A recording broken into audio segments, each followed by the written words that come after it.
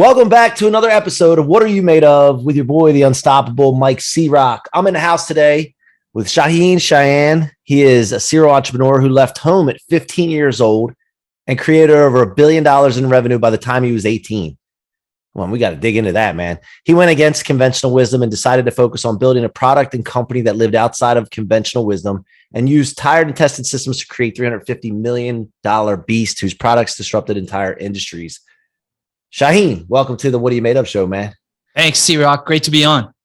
Hey, look, I want to first of all thank you for being here, and I also want to thank the audience for showing up. You know, my audience, and then also you're recording this for you too, and for your audience. Thank you guys. Thank you for being here. You know, half the battle is showing up and getting the information, but then the other half is going out and doing something with it and taking action.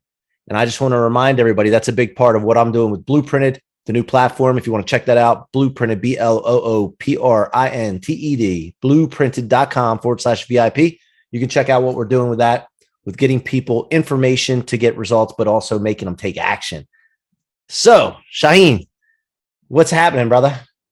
Another day in paradise, man. I feel fortunate to be here at this time in history. A lot of exciting things happening, but honestly, no better time to be an entrepreneur, no better time to make money. And that's what I've been focused on: family first, and then making money, business. Well, let me ask you this question as we stay with tradition here. Let's start with that, and then we'll get into 15-year-old you, because I'm intrigued by it. What are you made of, brother? That's a great question. I was listening to all your podcasts and thinking to myself, man, when he asked me, what am I going to say? And I thought, you know what? Let me just go off the top of my head. So I think what I've kind of come up to is that I'm made of the exact same stuff that you're made up of, that we're all made up of. But I think what sets me apart from some people, or I would say those that may not have yet reached the level of success that I've reached, is that I thrive on failure, and that I have had so many incredibly impactful events in my life, some great and some not so great, that it's led me to have very thick skin and grit. And so when I look back at my life and I look back at the things that have brought me to where I am, it's the adversities. It's the difficulties that I overcame. It's, you know, coming to this country as an immigrant in the 1980s when I didn't speak English, and I would get my ass kicked every day in school for being a foreigner. From where? From Iran. Yeah. Okay, I was born in, okay, cool. yeah, Cool. I was born in Iran. We came here as refugees, just the clothes on our backs, really. And my dad had to work crazy odd jobs at a dry cleaner, at a pizza shop, just to make ends meet. And somehow they always just made ends meet, but we were always living more or less hand to mouth. Managed to get a house in one of the more up and coming areas. It wasn't up and coming when they got it. And I started growing up around all this affluence, and none for us. We were a poor Iranian family. I barely spoke English. But I realized very quickly that what I wanted was the success. I wanted the wealth. And so I had to carve out a path for that. So, 15 years old. Like when I read your bio, it's like, man, this guy didn't have any failures. That's what most people are probably thinking. So let's dig in a little bit. Like when you got to the 15-year-old age, like what, like did you have an imagination and then you just ran after that imagination with nothing stopping you? And obviously you 15, you don't always know what you're doing when you postulate something, you don't always know exactly what you're doing. So tell us about that. Absolutely not. So quite the opposite, actually. I had no idea what I wanted to do. I had no idea where I was going in life. What I did know is that nobody around me had any clue how to achieve the levels of success that I wanted to achieve. So I walked up to my folks and I said, hey, Mom, Dad, I want to be rich like that dude in the Porsche. You know, he's got the beautiful brunette sitting in the car with him. He's got the Rolex watch. I want that. How do I get that? And they looked at me and just laughed. And they said, you know, be a doctor, go do doctor. Doctor is best in the world. And, growing up as a immigrant Iranian Jewish guy, like that was their pinnacle of success. They could not see any higher than doctor. And I remember walking down the street to the dude across the street and being like, hey, dude, you're a doctor. You've got a house and everything. And he just looked at me and said, don't do it. And I saw in his eyes the fact that he woke up at 5 a.m. and he came home late. He had no time for his family. He was bald. He was fat. He smoked, 10 packs a day. Whoa, hold up. Don't throw the bald in there. Hey, I'm with you, man. I'm with you. Like, we're in the club together. We are voluntarily bald, my friend. We have taken it into our own hands. So, the point of the matter is the dude was miserable.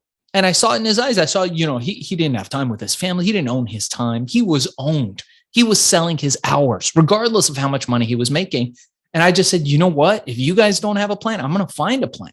And I bailed. I cut ties with my family, my friends, and I went out there. I had nowhere to live. I slept in abandoned buildings. I slept in the back of an old Lincoln Continental. And I tell the story often of how I tore out the pages of Think and Grow Rich, and I had it taped to the trunk of this 1960s Lincoln Continental. And I'd read myself to sleep with a flashlight every night. Even if I didn't have enough food, whatever happened, I would read those pages every single night. And eventually I started hanging out at the community college because I figured you could get free food there. And I met a mentor. I write about him in my book, Billion, How I Became King of the Thrill Pill Cult. Anyone that's interested, it's on Amazon. What is it? Now. How do you become the king of what? The book is called Billion, How I Became King of the Thrill Pill Cult. That's actually me as a youth. Gotcha. I'm showing a picture on the cover of my book. You guys can check it out online for anybody listening to just audio. What was the word you said before? Cult. Yeah. How I became king of the thrill pill cult. Thrill pill. Okay. I was missing that. Gotcha. Yeah. The book's called Billion, How I Became King of the Thrill Pill Cult. Okay. And yeah, so, I started getting into the rave scene, the electronic music scene at that time. And I started going to these parties and I started looking around and I noticed that the people who were making the money were the drug dealers, but the supply of the most famous party drug at that time had dried up. Ecstasy, MDMA. What year was this, you think? Roughly? This would be early 90s. So I'd say like 92, 93, somewhere around there, I would think. And I said, hey, this is a great idea. Why don't I just sell this? This solves all my problems. And then I realized that I would be really effing bad at crime. Like crime is not something that I was ever good at, not something I should ever do.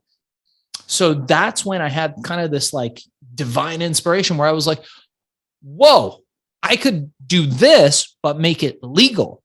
And that's what I did. I came up with a formula for legal ecstasy. It was called herbal ecstasy, well documented. I started distributing it through the drug dealers at the clubs. That was the crazy part. Where I went in, all these guys had nothing to sell. They're standing around, their supply dried up. And I'm this teenage kid telling them, hey, sell this stuff that I just literally cooked up in my girlfriend's kitchen. And they started selling it. And it started to... Yeah, well, at first I didn't have the money to buy the machine to put the herbs in the capsules. So we would roll them up by hand and put it in her oven. And then I put it in little baggies and each one would be a different size. And we'd go to the club and the people would look at us and they go, what the is this? And I'd say, oh, it's herbal ecstasy. But it worked. The effects were really great. So eventually I got enough money to buy the machine. Then we started factories. I opened up multiple factories all over the country, then all over the world. Went from one guy to 10,000 guys distributing it. And now I'm in my late teens and I have a collection of exotic cars. I'm sleeping maybe 2 hours a day because we are printing money, literally. I'm making the stuff for 25 cents, selling it for $20 to $25 all day long. And all day long. Cash business, bud. Yeah.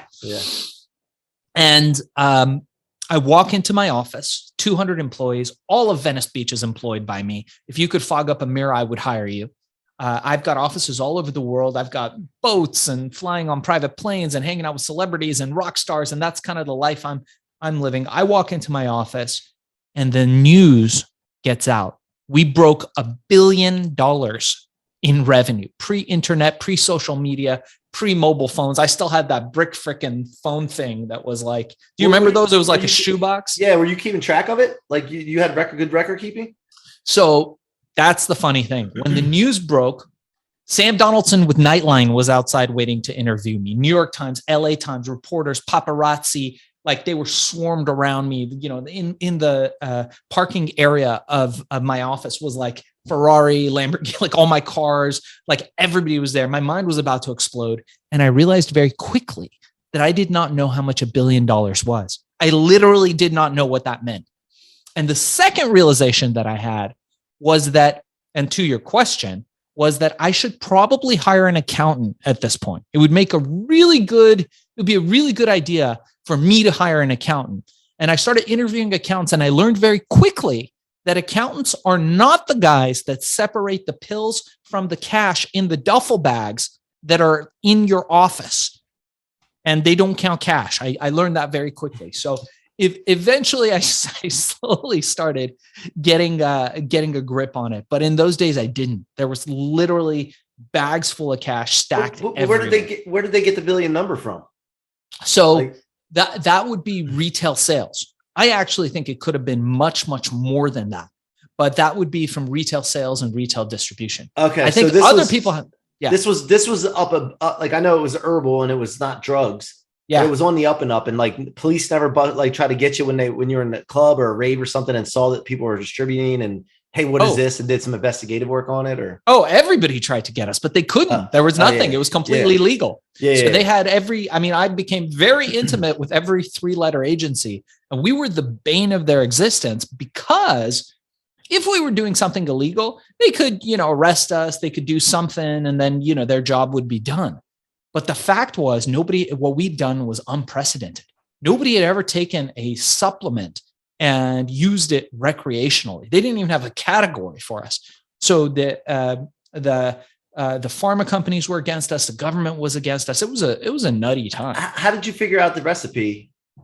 And also, what is in the recipe? Like just some of it. You don't have to tell all the secrets. Yeah, no, that's a great question. No, we fully disclosed the recipe. So it was an ingredient called ephedra, which was very popular at the time. To this day, I think it was one of the more effective herbal supplements out there. But anybody who's going to take it, talk to a doctor. It's no longer available commonly.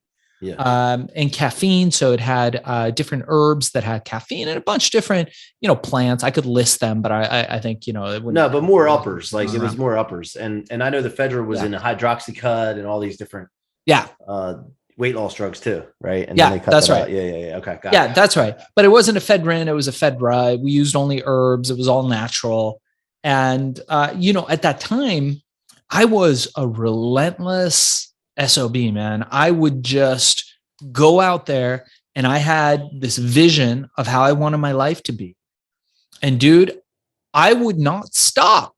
So I would be like, man, I need a formula to make this work. I would pick up the yellow pages and I would call, and I might get 1,000 no's, but that one yes would be all I would need.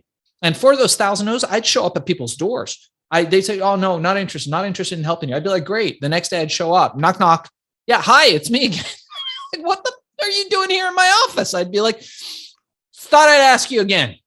And I was relentless like that. And enough people saw that hunger, that drive, and they thought to themselves, hey, I'll give this kid a chance. I'll take a chance on him. I had people forward me ingredients. I had, just here, front them to me and be like, I know you're going to make good on it. And I paid every single person back, and every single person that helped me eventually along the way.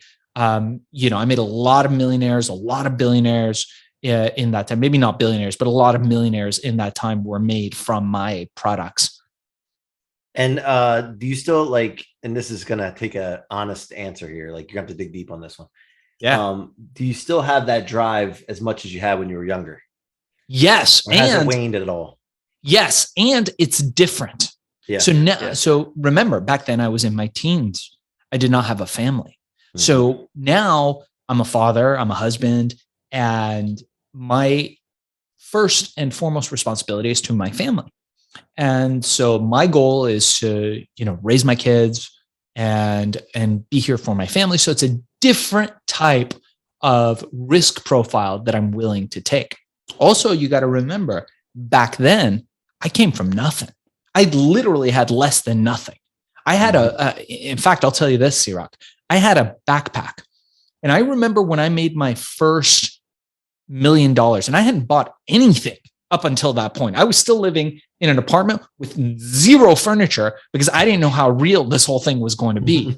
And I went out there and the only thing I bought was a new pair of shoes. And I bought the best, most expensive, whatever Nikes there were. And I tied them to that backpack that had all my belongings from when I had no money. And I kept that under a desk because I thought to myself, man, if I lose everything tomorrow, at least I'll have a good new pair of shoes where I can walk and hustle and go out there and do whatever I want to do. And that was my mindset. And until just, I think a few years ago, I still had that backpack under my desk to remind myself about what I came from, where I came from, and the fact that I brought myself to where I am. So, it's different now. But I don't think we can ever have the hunger we have when we first start. But I think it changes because now we mix it with a little bit of wisdom. We mix it with a little bit of experience, and we mix it with a little bit more of knowing where to apply pressure to get more results. When you're younger, you tend to go out there and you hammer everything as hard as you can. And then you fall asleep, you wake up, you hammer it even harder. Now we realize that we don't have that much energy anymore. So what we have to do is work smarter rather than harder. And I think that's the difference, C-Roc. Yeah. So before we move on from that business, I want to ask you two questions. One, did you ever have a point, because you weren't sure how long it would last and this and that, where you started to like really hoard some cash and get really conservative with the cash? And secondly, how did that part all end? I never hoarded cash. I was always incredibly good at making money, terrible at keeping it.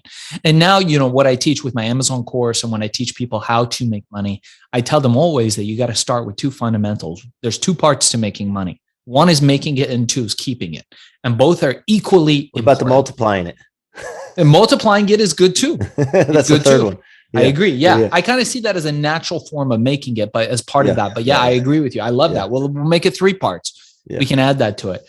But so that's what foundational thinking that I teach people now about. So I managed to keep a good amount of the money. I mean, certainly not the amounts of money that I made in those days, because I did have a lot of people steal in and I did lose a lot of it. So there was a lot of hard-won lessons in those days. Mm-hmm. But I literally ended up, rebuilding myself several times. I exited that company, kind of just winded down, and the government banned the key ingredients, and I got tired of fighting the government. So I moved on, and I was solving the problem of smoking. There's so many people who use cigarettes, and that creates smoke, tar, and carbon monoxide. So I tried to figure out an alternative to that, and thus the forerunner to vape was born.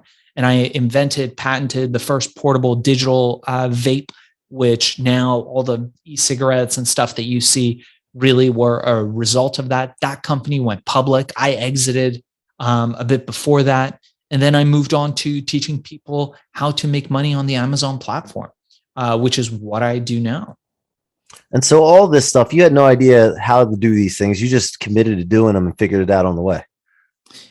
Yeah, that tends to be how it goes. Because the fact is, I always think it's funny when people like have goal setting sessions and, they set these goals. And I always look at them and I'm like, dude, it's going to be nothing like how you're planning. I'm not a fan of goals like Scott Adams talks about in his book. I'm a fan of systems. Like, come to me with systems and I'll help you and I'll support you. Come goals, it's like, it's a moonshot. Like, okay, maybe it'll work, maybe it won't. And it never ends up working the way you think. Systems we can do something with. Mm-hmm. We can tweak them. We can change them over time. We can adjust them until you succeed. So it's a much more effective way to do things. But you still have to have a target, right? Like you still have to be aiming at something. Like, because how do you know what to systematize or where to direct the system to? Yeah. I think you can have broad targets. Mm-hmm. And that makes sense. But I think there's a difference between being like, man, I'm going to make $100 million this year, and being like, okay, so here's what I'm going to do. I'm going to start the biggest fill in the blank agency. And if we bring in 1,000 clients this year using email marketing and Facebook ads and LinkedIn ads at a cost of this much, Now, every part of the statement that I'm making has a system attached to it. Yep. And if you can do that, then that's something that takes work, but it's far more effective than being like, dude, we're going to make $100 million this year. Okay, well, that's great, buddy. Let me know how that goes for you, you know? Yeah, got it. Okay, so then the Amazon thing came along, right? And it's obviously an opportunity, but there's a lot of people that hear stories about it and have invested in probably the wrong people, or they've invested in money and they haven't done what they needed to do, whatever it was, right? And then they blame somebody else. So can you give us a breakdown, an overview of what you do with that, and then how it works? Sure. Yeah. So I've been doing this since 2009. And sometime before then, we got to remember, Jeff Bezos was not always who he is now. He was not always the richest man in the world. People saw him as kind of the Silicon Valley geek. And I remember that you'd be able to email Jeff Bezos, jeff@amazon.com. He'd answer and you'd be able to get him on the phone if you needed to. We heard through the grapevine that Jeff was opening up the platform to third-party sellers. What's that mean? That means that anybody like me, you, anyone that's got a business, any mom and pop, can go out there and sell whatever they want to on this platform that previously was just books and CDs and stuff like that. So I said, okay, cool. I had a brain supplement at the time called Ciorrocco. I still have it, that we were selling. And I was like, wow, this is a high-end supplement. It's $120. I got to figure out a way to sell it. Let me put it on Amazon. Took 15 minutes. Put it on there, went to sleep, didn't think much of it. Woke up the next day to thousands of orders at $120, hundreds of thousands of dollars. Overnight. You didn't have to market at all. It was just putting it on Amazon. Yeah. And in those days, Amazon was bringing eyeballs to you. They were buying ads because it didn't matter to them. As long as you were, they didn't care what you were buying, as long as you're buying it on Amazon, because it was customer acquisition time for them. They were building out. So I thought, wow, this is amazing. Let me look into this Bezos guy. And what I started to realize is that Bezos was not a chump. He was not just a Silicon Valley nerd. He was one of the smartest guys in the room. And what he had done is take money from Wall Street and put it into Silicon Valley. And he wasn't just creating a bookstore. He was creating one of the biggest disruptors in retail and e-commerce of our time. And I remember thinking to myself, man, he's going to be creating more millionaires and billionaires than any other disruptive platform that we know today. So I learned how to sell on Amazon, mastered Amazon, and had over 300 different products on there. Big corporations, Fortune 50s, Fortune 500s started coming to us, asking us to do it for them. I started doing it for them. And then individuals started coming to me and asking me, hey, man, I want to sell on Amazon. How do I do it? And I said, well, you can't really afford me because we charge too much. It's mainly for companies, but why don't I make a course? So I created a course, and it's not get rich quick. It's not get rich overnight. It's foundational thinking, like you were talking about, building foundational wealth. And I teach people, you got to have those foundations. You got to invest in cash flow positive real estate. You got to have money compounding in the market. You got to do all that stuff. But why not have one of your pillars, one of your 4 foundations be an e-commerce business? Because right now, real estate, we know throughout all over the country is through the roof. Maybe not a good time to be buying single family. Maybe not. Maybe it's better to wait a little bit on that. But the one piece of real estate that you can buy, that you can start with very little investment, capital investment, and huge possibility of return on the back end is starting an Amazon business and creating a private label product and selling it on there. Now, C-Roc, you were talking about there's a lot of Amazon guys out there. And it's funny because in kind of this like TikTok, Insta culture that we live in, the dudes, check out my Lamborghini, bro. Check out this, hey, get this course, do that thing. It's the flavor of the month. And everybody is jumping on it. A lot of those guys sell like drop shipping programs where they're like, you'll never have to see a product. You find something that's selling. That stuff doesn't work. What works is creating a product, making a plan, that brings value to the world, finding a niche where the competition is weak and coming in and using tools. It could be a proven system like ours or somebody else's system or something that you learn on your own, using masterminds. Like we have a mastermind within our thing. I know you have one too, C-Roc.